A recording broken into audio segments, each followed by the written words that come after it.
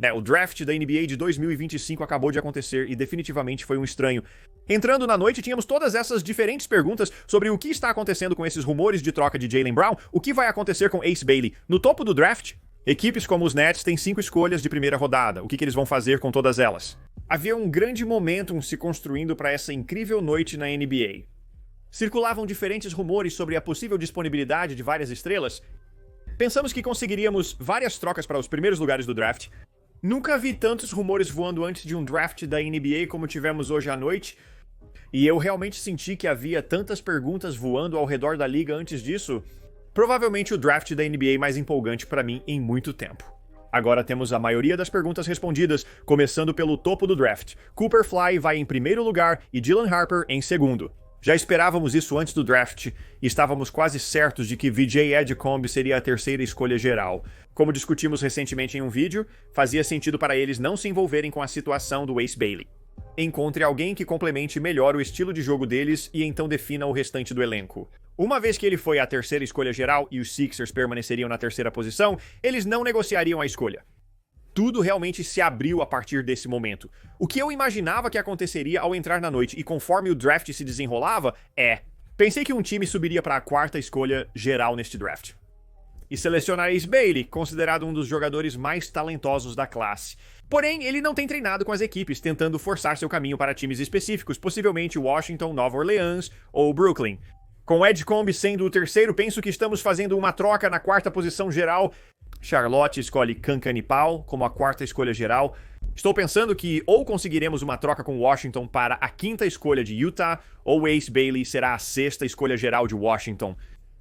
O Utah Jazz, surpreendentemente, escolheu Ace Bailey, um dos jogadores mais talentosos da classe, como a quinta escolha geral do draft. E está claro que não foi o resultado que ele queria, porque ele não só não foi para um dos destinos que ele queria, ele foi para Nova Orleans, Washington e talvez Nova Orleans. Mas ele também perdeu dinheiro ao ser a quinta escolha no geral. Se ele tivesse lidado com o processo de draft normalmente, poderia ter sido a segunda ou terceira escolha geral nesta classe, mas agora acaba em Utah. Isso é um grande valor para Utah, e há outras coisas acontecendo lá. Podemos falar sobre isso depois, mas é fantástico para eles. E eu realmente respeito qualquer agente ou escritório que simplesmente diz, sabe de uma coisa, nós vamos escolher. O cara que achamos que é o melhor jogador, não nos importamos que ele não tenha trabalhado para nós. Não é loucura as equipes escolherem jogadores que não trabalharam para elas. Paulo Banchero, muito famoso, nunca foi escolhido em primeiro lugar no draft pelo Orlando Magic há alguns anos. Tipo, não é loucura que as equipes simplesmente digam, sabe de uma coisa? Nós achamos, você é realmente bom, nós vimos você jogando na faculdade, nós estamos observando você há mais de um ano, não nos importamos se você faltou a um treino individual. Utah sabia que Ace Bailey não queria ir para lá quando fizeram a seleção, mas escolheram mesmo assim. Isso pode indicar que Utah está apenas valorizando o jogador e considerará negociá-lo nos dias seguintes ao draft. Isso não é incomum. Pense em Andrew Wiggins no passado, sendo trocado por Kevin Love. Não é loucura escolher um cara entre os 5 primeiros e depois trocá-lo mais tarde. Circularam rumores durante o dia de que Utah e Danny Ainge estavam discutindo com pessoas em Boston sobre uma possível troca envolvendo Jaylen Brown. Ace Bailey pode se tornar uma parte central disso, mas acredito que eles analisaram a situação e perceberam o que é melhor para nossa equipe na quinta posição geral. E isso foi pegar um jogador de alto potencial como Ace Bailey. Não sei se vai dar certo pra eles, mas respeito o fato de que eles simplesmente disseram, sabe de uma coisa? Essa é a melhor jogada pra nós. Agora, Ace Bailey precisa apenas lidar com as consequências do draft. Da forma que ele agiu, estava a uma escolha de ir para um dos lugares desejados, Washington. Eles escolhem Trey Johnson, o que acho que será um ótimo encaixe pra eles. E a história do draft foi decidida ali, na quinta escolha geral.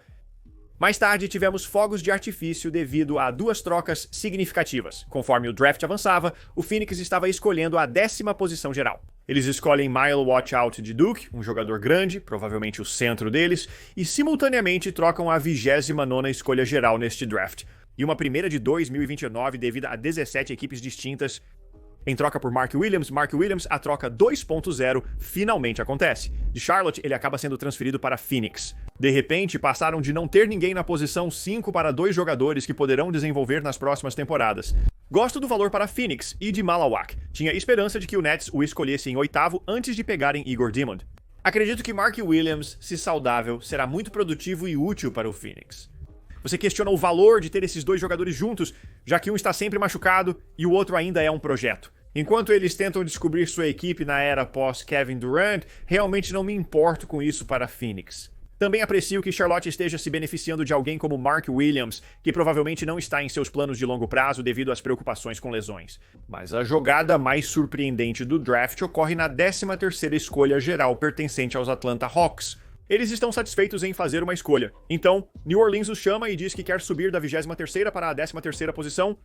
Ok, legal. Eles decidem trocar a escolha da primeira rodada do próximo ano da 23ª para a 13ª posição e selecionar. Sem desrespeito a Derrick Queen, vamos ver o quão bom ele é. No final das contas, essa é uma das piores trocas que eu já vi em uma noite de draft, talvez a pior de todas. Os Pelicans, mesmo após a troca por Jordan Poole, não são uma boa equipe de basquete devido às constantes lesões dos jogadores. Em todas as temporadas, metade do elenco deles está ausente, o que resulta, como neste ano, em eles terem escolhas entre os 7 e 8 primeiros. Eles selecionaram Jeremiah Fears logo no início do draft e sem desrespeito a Queen e Fears, mas eu não vejo este elenco dos Pelicans como um grupo que é garantidamente muito bom em uma conferência oeste muito difícil. Eles negociaram a escolha mais favorável do draft de 2026 entre eles e Milwaukee, essencialmente negociando sua própria escolha de primeira rodada. Para subir de 23º para 13º, eles podem ter negociado uma escolha no top 10 ou top 5 para o próximo ano. Eles estavam em 7º este ano, subindo 10 posições, e selecionaram Derrick Queen. Obviamente, eles realmente gostam dele, mas nunca entendo o conceito e valor disso. Espere e escolha seu cara. 23, mova-se de outra forma. Mas subir tanto no draft sem saber o que acontecerá com sua escolha no ano seguinte. Quando você está sempre machucado, quando você é uma equipe que, mesmo saudável, não necessariamente teve muito sucesso com este elenco, não faz absolutamente nenhum sentido. Talvez eu esteja errado, mas isso parece uma jogada muito agressiva para uma equipe na posição dos Pelicans.